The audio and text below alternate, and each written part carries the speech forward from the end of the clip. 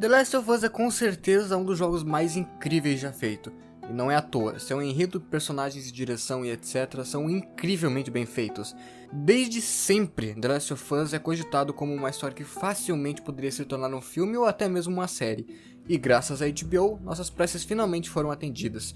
O primeiro episódio da série foi lançado no streaming HBO Max e também no canal oficial da HBO. E mesmo com apenas um episódio lançado, já podemos dizer que essa série tem grandes chances de ser a melhor do ano, e se não for, está pelo menos entre as melhores. E pode mudar o rumo da forma como adaptações de videogame ocorrem atualmente. Não é mesmo, Netflix? Nem preciso dizer que esse vídeo tem spoilers do episódio, então se você não chegou a assistir, recomendo que faça antes de ver o vídeo. Enfim, vamos direto para o que interessa.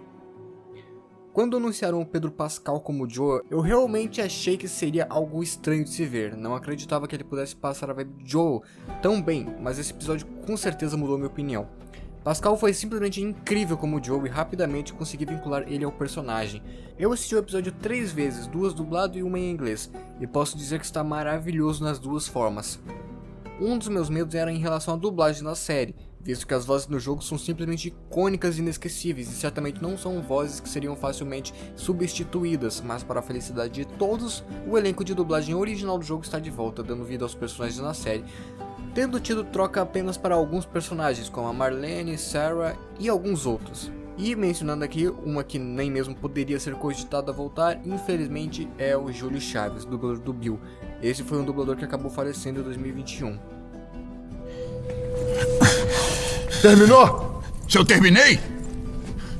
Vocês entram na minha casa, detonam as armadilhas, quase quebram o meu braço bom. Indo direto agora para o episódio, podemos ver ele se iniciando com uma entrevista de 1968, onde alguns cientistas falam sobre a possibilidade de uma dominação mundial por causa de uma possível evolução de um fungo, explicando também de forma científica a maneira como isso poderia acontecer.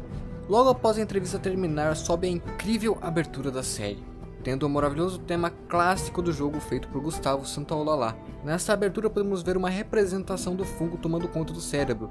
No final da abertura podemos ver o que claramente é o formato dos corpos de Joel e Ellie.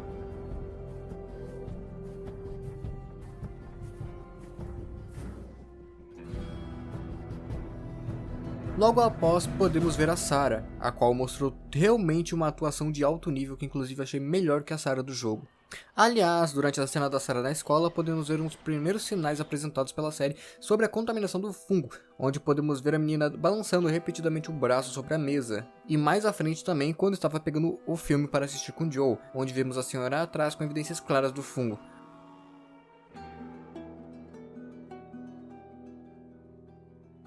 Uma das grandes diferenças entre a série e o jogo é que no lugar da gameplay temos uma troca por momentos utilizados para mostrar mais dos personagens, como a Sarah indo para a escola, passando tempo com os vizinhos e, claro, indo consertar o relógio que futuramente seria o principal símbolo para se referir ao Joel, um símbolo marcado em seu braço até o resto de sua vida.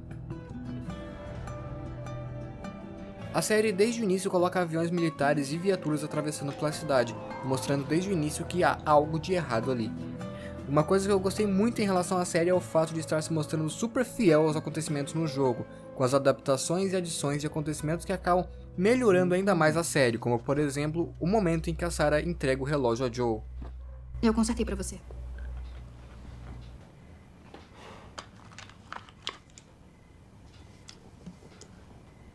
Consertou? O quê? Não tô ouvindo nada. Ridículo. Você é ridículo. Eu sei. Nessa mesma cena, podemos ver ela mostrando para Joel o filme Kurt and Vipers, uma referência ao diálogo em The Last of Us Parte 2, onde Ellie conta para Dina sobre o filme, dizendo ser o favorito de Joel. Ah, e tem mais. Peguei do Zadler. Ah, esse tem as cenas cortadas. Imagina como deve ser ruim. Vai, bota aí. Enfim, falando de uma cena mais à frente, a cena em que Sarah entra no carro com Joel e Tommy, numa cena super fiel ao jogo, tendo alguns quadros que lado a lado são quase idênticos. A casa do Jimmy.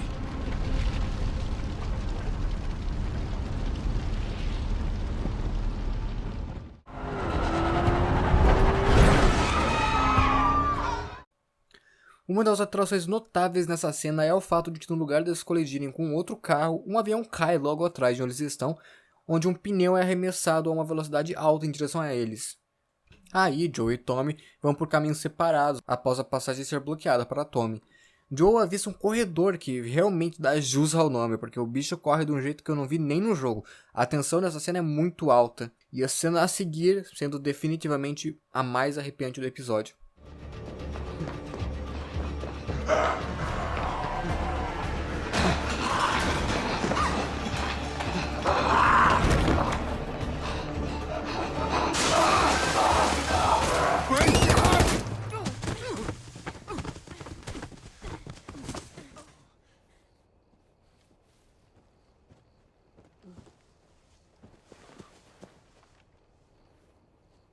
Eu sinto muito. Por favor, não.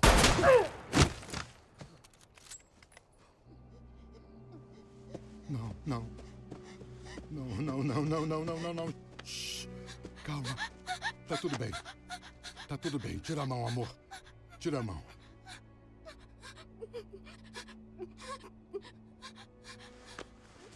Não! Eu sei, amor. Eu sei. Eu sei que tá doendo. Vem.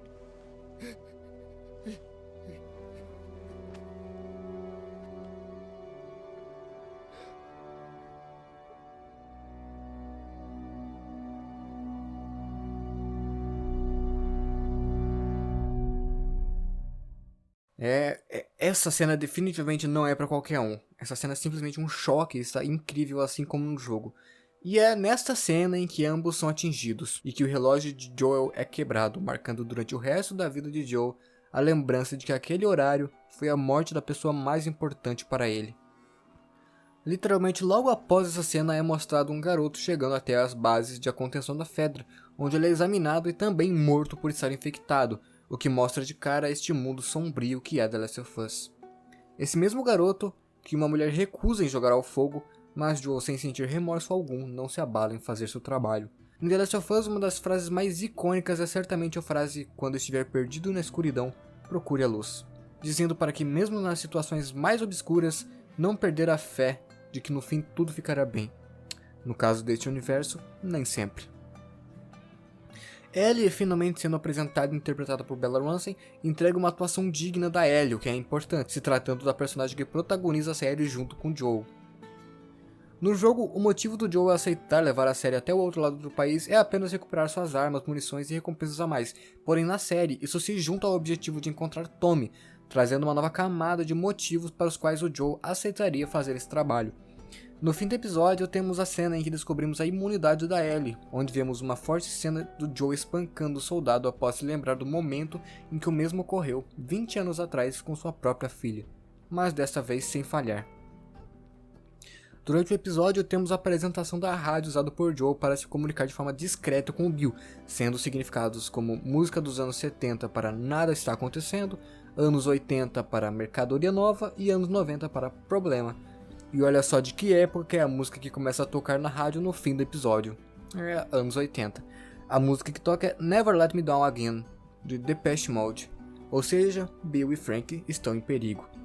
Enfim, essa foi apenas uma análise também, de certa forma, um resumo do primeiro episódio.